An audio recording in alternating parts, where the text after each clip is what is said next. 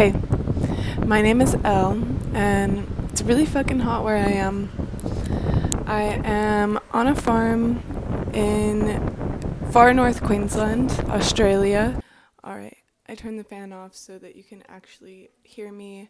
Sorry that you don't get a full-time scene of my hair blowing gloriously in the wind while I speak to you about random things on my mind. Um, but Hello. Today I am making this video as an ongoing practice for myself of using my voice and just speaking about things from my heart and authentically, which feels like an important thing to practice as I move through my life and become an adult and really strive to be someone who does things from my heart and not from a place of performance, whether that be many of the colonial, patriarchal, capitalist performances that all of us really are programmed into right from birth. So this is a time for me to unmask, but also practice and play with a new project that I'm working on. And that project has kind of been brewing for a couple months now. And I've been at the crossroads of wanting to I have a friend, Lynn, who told me one time that she was working on a new project, but she wouldn't tell anyone what it was until it was done. And that's kind of a ritual that she has with her things, to really give all of her attention to the project and not give energy away into other people's reactions to it and things like that. But then on the other hand, I was talking to my boss at the last job that I worked at a little cafe, and he has a few business ventures that he's started up.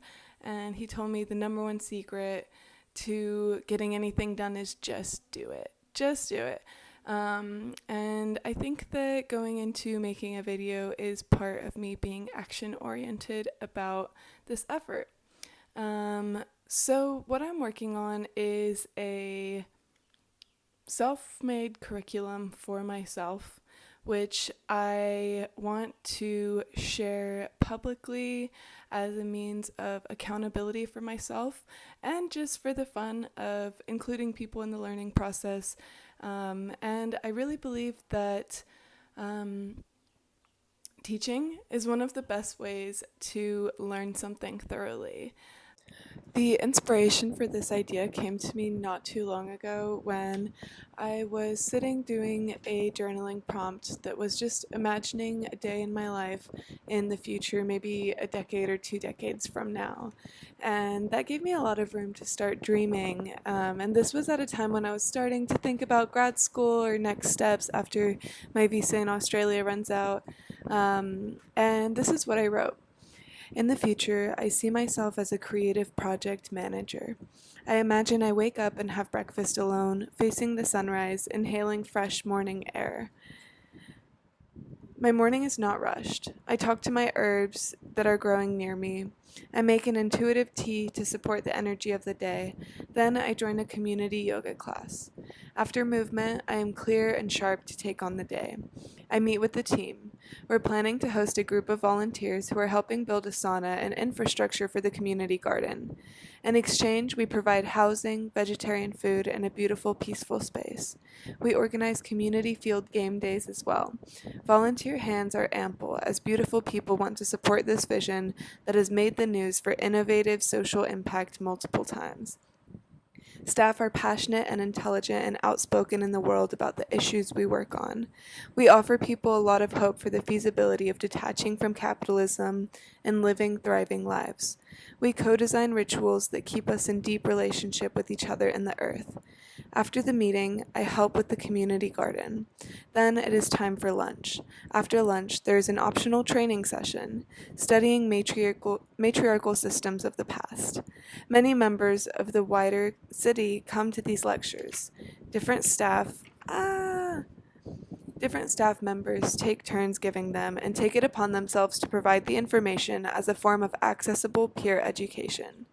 People offer donations to learn. We offer many types of courses in this space. Ones that I offer include building a relationship with your nervous system, remembering ancient rituals, nature as an accomplice, cultural rejuvenation through collectivism, dot dot dot.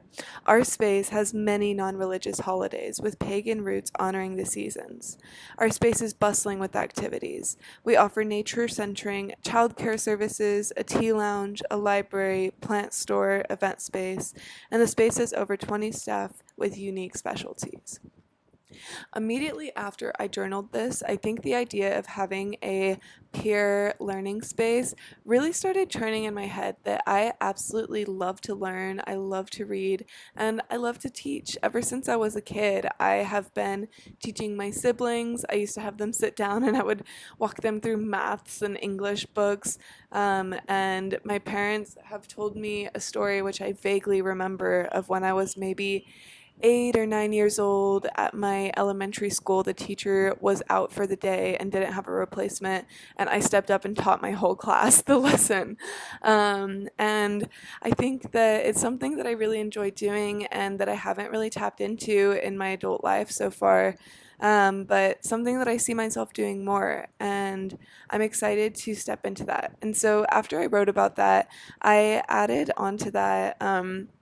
I just kept flowing with ideas, and it felt really alive to me. And I wrote that some of the things, some of the topics that I think I should set in the curriculum for my syllabus is ancient matriarchies and the practice of modern rematriation, somatics and trauma, internal family systems, hypnotherapy and using subconscious for healing, healing justice and revolutionary work, community economies, governance theories, and business skills, specifically through an ethical framework, because I'm not really interested in going to a finance bro business school to learn the skills that I need to make my dreams financially viable. One of the reasons that I'm launching into this project is because I've considered grad school. Specifically, I have been interested in going to do a master's in clinical mental health counseling so that I could be a therapist. But after working 3 years fighting the criminal system and advocating for people with mental health issues, I came to realize how much even the mental health system is so intertwined with the state. And there's mandatory reporting, there's legal requirements that don't align with my values, and I am not entirely sure that spending thousands and thousands of dollars and getting into debt and becoming kind of more entrenched within capitalism through debt, through having to work to pay it off, is what I want to do with my life, because my values really align with pulling out of systems that are unjust and creating alternative ones. And so in that spirit, I had the idea of creating my own curriculum. And the barriers and lines for it aren't super clear, which is totally okay with me because it's all practice and play. I really wanted to be able to flow with what the universe wanted me to learn, if you will. And so I'm allowing it to come organically, although I am in some stages of planning, which I'm excited to get into deeper. I'm part of an academic research group called the Community Economies Research Network, and a lot of their work challenges the academic elitist institutions that have their very scientific, prescriptive ways of learning. And I really got inspired by that idea of learning in alternative ways and valuing knowledge in many different forms, including, stories from humans and art and earth. All the different ways that we can gain knowledge and wisdom and information are valid parts of the life curriculum. So I'm trying to create a container that kind of looks like me doing a monthly topic, or kind of having like a specific course during a set amount of time, whatever flows naturally, really.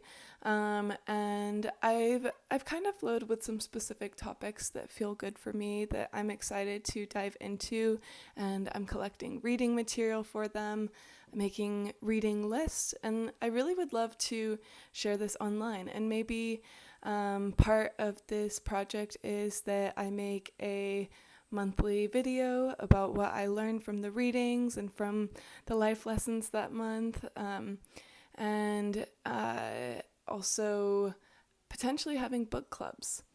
Um, the idea of this self-curriculum is one that serves me, but also I think that my project is one that benefits the collective in the sense that a lot of what I want to learn is really about deprogramming from these systems of oppression that we live in and how to create alternative systems.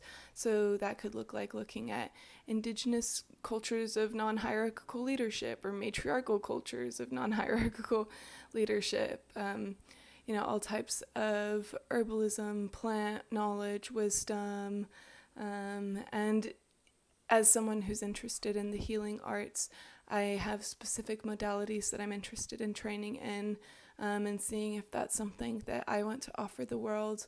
I'm really interested in studying some things that have helped and supported me throughout my life, including internal family systems and somatics and breath work, and just kind of a holistic approach to mental health that's very connected to the body, connected to ancestors, and all of the things that root us to who we are. So a little bit more complex than what a lot of modern cognitive behavioral talk therapy would offer. And then the ultimate dream is for me to start my own business and to create a space where I and other healers can collectively, well, as a collective, offer in an accessible way our services and be connected to a land that we tend. So right now I'm living on a farm and I'm learning so many basics about what it takes to maintain land, live off of it, have your own power, and just make things like that work.